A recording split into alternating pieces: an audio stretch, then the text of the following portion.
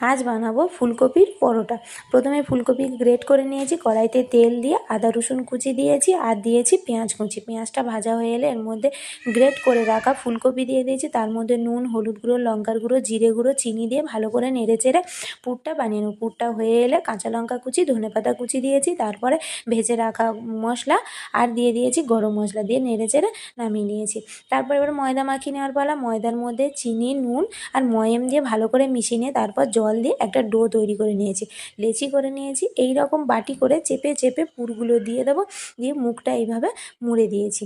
তারপর অল্প ময়দা ছড়িয়ে দিয়ে রুটিটাকে প্রথমে হাত দিয়ে আর যতটা পারা যায় হাত দিয়ে চেপে দিয়ে তারপরে বেলনি দিয়ে বেলে নিচ্ছি। রুটি বেলা হয়ে গেছে, কড়াইটা গরম করে নিয়ে তার মধ্যে আমি পরোটাটা দিয়ে দিলাম, দিয়ে প্রথমে দু পিঠ ভালো করে সেঁকে নিয়ে দেখো কত সুন্দর ফুলেছে।